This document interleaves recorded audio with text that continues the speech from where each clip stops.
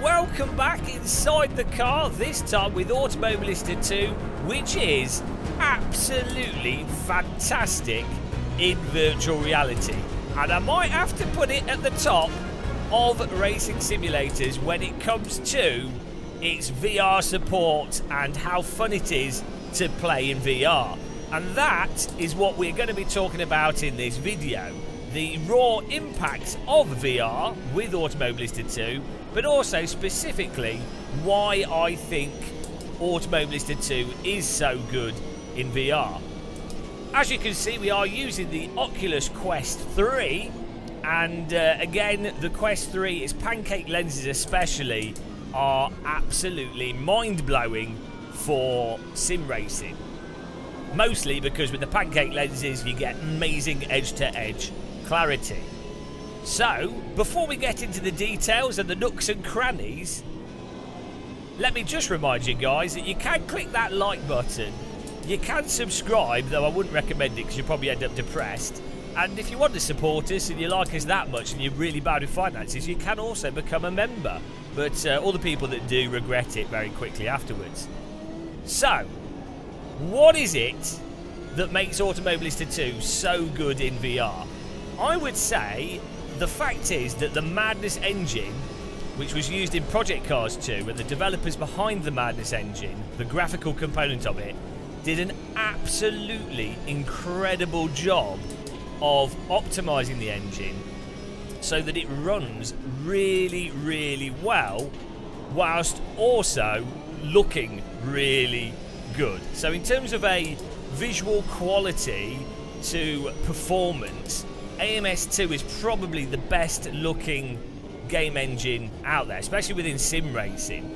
And even more importantly, I think as well, is that it doesn't really require that much fiddling to get it to look nice and run well. So if you're the type of person that's a little bit more casual, you're not a big fiddler, you can load up AMS2, you can buy it, and you can jump into it and get it working nice. And then that's even more the case when you're doing it in virtual reality. So in my case, for example, I had the settings I was using were for 4K, my 4K OLED, and in many ways it was actually easier to get things working well in VR than it was even for my OLED. Like the frame timing, smoothness and all that kind of stuff actually seemed to work better in VR out of the box.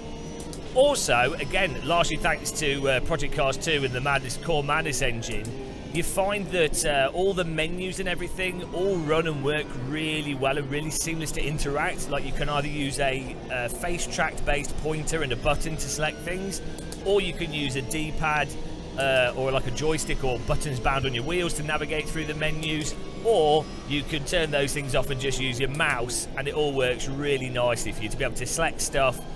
Just makes it super simple to interact with the game. You've got no separate menus. Pop your head up, pop your headset on, jump into the game, and there you go. That's it. You're in virtual reality with Automobilista 2, and you can really focus on enjoying the actual gameplay and driving experience. And this then brings us to the next component of Automobilista 2, which I think is surprisingly important, especially for VR and the type of people that play Automobilista 2 or will be playing it in VR, is the fact that Automobilista 2, as you can see here, has absolutely fantastic artificial intelligence and the ability for you to just jump into a single player race with some like rando settings and just get in and start doing driving. There's a whole bunch of different tracks, a whole bunch of different cars, and because the AI is actually good at racing, will actually put up a fight, actually does interesting stuff, you can then just have a good time in single player. You're not dependent on ranked racing, specific organised events, or having friends, which obviously no sim racers do, or leagues or anything. You can get one of the best single player realistic driving experiences from Automobilista 2. And from my experience, the only sim that I would say has on a par AI to Automobilista 2 would be iRacing. But, you know, who's going to play iRacing offline? The whole point of iRacing is to be shouted abuse at through voice chat and to suffer its terrible over-the-limit handling. You know, why would you why would you want to do single player with terrible over limit handling? You've removed the people screaming at you component, with, you know, it's totally pointless. So AMS2 AI is just absolutely phenomenal. I think the AI and the general racing I have in AMS2 is miles better than stuff I've had in Forza, Gran Turismo, way better than Assetto Corsa AI, way better than Race Room. R-Factor 2 AI is not too bad. I mean, Race Room you can drive against the AI, but yeah, you just get something that looks much more dynamic and is much more interesting to actually race and battle with Automobilista 2. And as I say, the type of people that are getting a VR headset on, they want to stick a headset on and they probably just want to have a really nice race with some content and some nice settings. And though at the moment Automobilista 2 doesn't have like a fully fledged single player with loads of stuff to do in it, if you want to just set something up, jump in and race, in VR, AMS2 is going to do that really, really well and with probably the least amount of effort. So the package of AMS2 is absolutely fantastic for VR. Buy the game on Steam, get your VR headset, jump in and drive without too much fiddling. With that said and done, you might be asking yourself, how does VR affect the actual physics and handling of Automobilista 2? Well, you'll be glad to know, personally, I think it really actually does improve things quite a lot, as it does with every driving simulator. When you play in VR, it really magnifies the motion of the vehicle, the speed, your car position, your sense of actually being in the environment, and as a result, even with simulators that are a little bit less tight and a little bit sloppy, which I find AMS2, which in some ways is good that it's a bit sloppy because it makes it much more approachable to drive. It's a very easy to drive simulator. But on a monitor, it makes AMS2 feel really, really disconnected. And to be honest, all sims feel disconnected on a monitor. But AMS2, I think, feels more disconnected than many simulators. But because VR really ramps things up and really magnifies stuff, it makes up for that quite a lot. You know, I also find when I play iRacing, I also find when I play iRacing, VR really helps magnify the acceleration, the braking, and the sense of car position and the lateral movement, which makes it a lot easier to then drive under the limit in iRacing and avoid its stupid tyre model issues. It just makes you feel much more connected to the car all round in any simulator that you play. I do think as well, though, you know, I joke about people being weird about field of view and wheel rotations and stuff, and seating position. Obviously, it is the case that when you run a game at 1-to-1 field of view or perfect seating position, you're gonna feel more grounded on average. You know, it is gonna. The point at where the vehicle's rotating relative to your camera and where you're sat is obviously going to affect your perception of things. Obviously, if someone's a really experienced sim racer, they know that and they do different settings and adjust it for general comfort, especially on monitors. That seems to be something that a lot of people forget.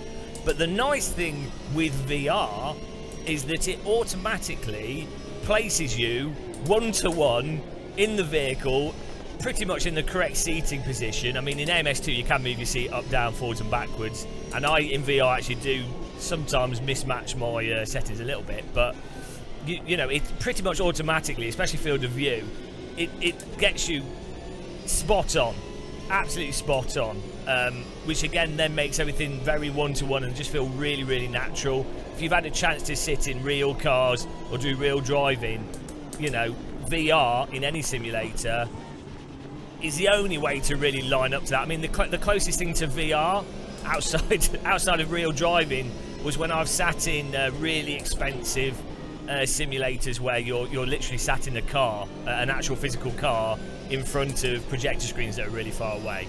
That's probably the only other thing that's close to that feeling of being sat in a car. So, you know, that aspect of VR, getting rid of that complexity of having to set things up in terms of position and field of view and everything, again, for newer drivers, I think is a really nice benefit. So, it's just absolutely phenomenal playing any driving sim in VR, and it's really, really nice. I think the nice thing as well, I mean, this is going to sound too positive. There are components to AMS2 physics and handling that I do actually personally like.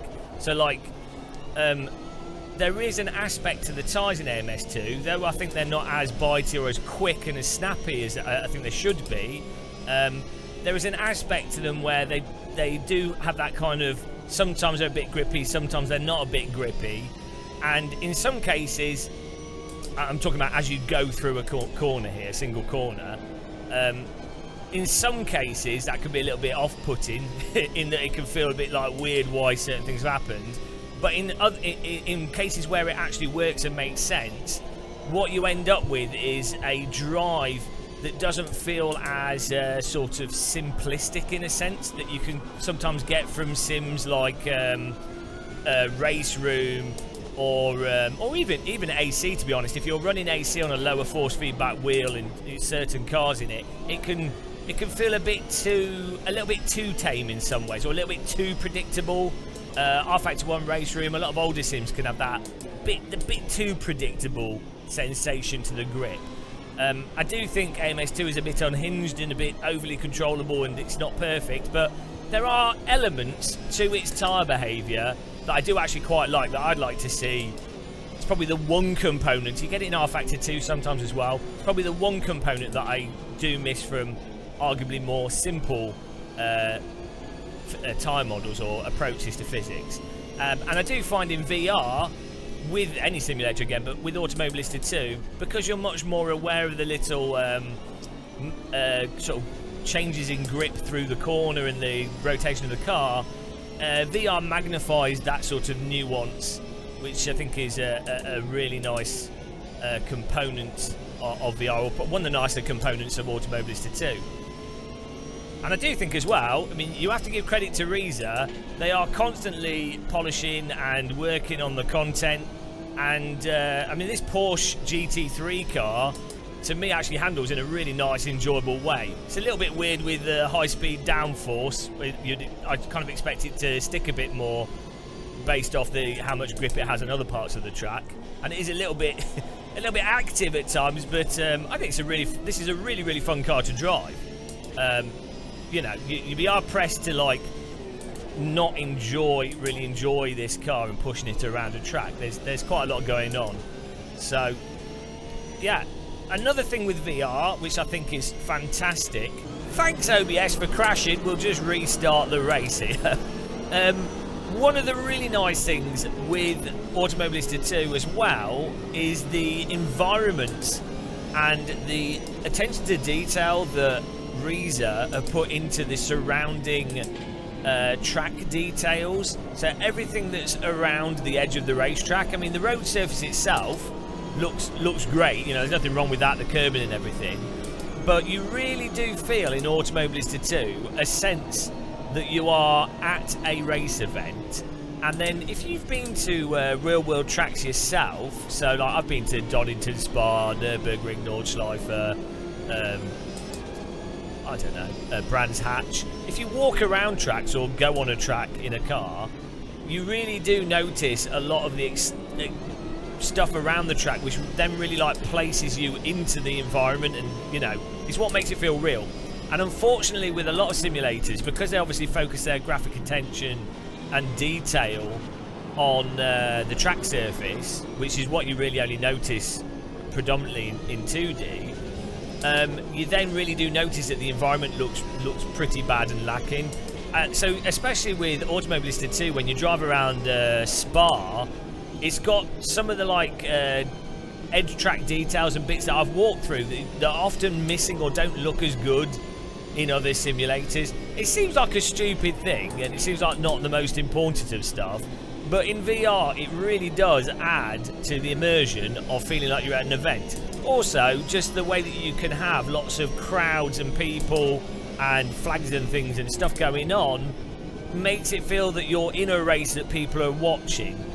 And because Madness Engine runs so well, you can have all that stuff without your computer catching on fire. In other simulators where you put crowds on and things, iRace is particularly guilty for this, or you have grandstand details, the frame rate drops so much that you reluctantly just turn everything off which is probably more realistic, because if I was in a race car, no one would be watching it. But you know, it's nice to pretend that you're some like super wealthy, successful endurance driver or something. So that's really nice with the with Automobilista 2 and its tracks in particular. Look at this. Now, another thing that I really I want to do a separate video on this, so I won't go too much into it. But with the Quest 3 in particular, because of the clarity of the actual resolution of the screens, and also, I mean, the as I keep saying, the edge-to-edge clarity is so good, but the raw clarity also means that you can really see the like the car dash, the in-car dash, and it's not a strain to glance down and look at it. So with the Quest 3 in particular, and this more, I've noticed this as a feature of the Quest 3. And also, I mean, this is the same with the Vario Aero, but you can really use the actual physical in-car dash without having to artificially move your camera further forwards, or without having to strain. And again, Automobilista 2 is a sim. They've got all the actual proper in-car dashes for the various vehicles, and yeah, so you don't need to go through all that shenanigans of having a separate digital dash. And buying a Porsche replica dash, because in VR you've got the bloody dash here, and it's the right one for each vehicle. And you know what? Magically, when you go into a different vehicle, you have the correct dash. Can you believe it? It's absolutely amazing. It's like a bonus of VR. I would do a separate video on that, because I think it is actually quite a significant thing that a lot of people don't realise. But let's power through that, and yeah, I mean.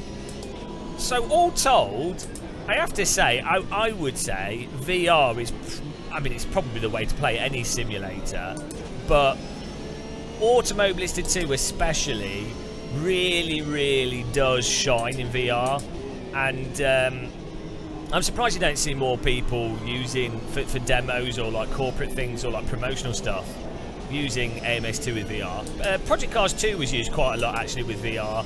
And HTC used it for quite a few promotional things. Let's go for this end. Oh, let's forget that the track turns. And yes, I got it back. That's why I'm not allowed in real GT3 cars. That'd be £3 million and 2 broken legs. Yeah, it's really good in VR. Like, you owe it to yourself. As I say, you can pick up Automobilista 2 off Steam, and you can just get into it in VR. It's not too expensive. Obviously, all the DLCs and stuff add up, so that can end up being quite costly. But the base game's pretty nice, and you can join most multiplayer servers without needing loads of content. So there you go, guys. You've been in the car with me. That is In the Car. This is the new series of VR videos I was thinking of doing. Let me know what you think. I'm trying different ways of filtering the view so that it's more comfortable for you guys to watch. Unfortunately, with AMS2, Oculus Mirror doesn't work very well. You get a lot of stutter with it, which is a shame, because Oculus Mirror has absolutely fantastic image stabilization and filtering. I was trying an OBS plugin that does image stabilization in real time, but unfortunately, that has a habit of crashing, which is very annoying when you're trying to record videos. So yeah, you know, we're still working out stuff with recording, but I like this idea of being in the car with you guys, talking about the handling and things, because it's such a good way to experience any simulator. Yeah, I look forward to your comments, guys, under the video. Thank you for watching this. Thank you for using my links. A lot of people bought link cables and Quest 3s and stuff with my links, so I really appreciate that. Thanks for subscribing, and most importantly of all, thanks for drinking copious amounts of tea, because that is what life is about. But until the next one, guys, take care, and goodbye.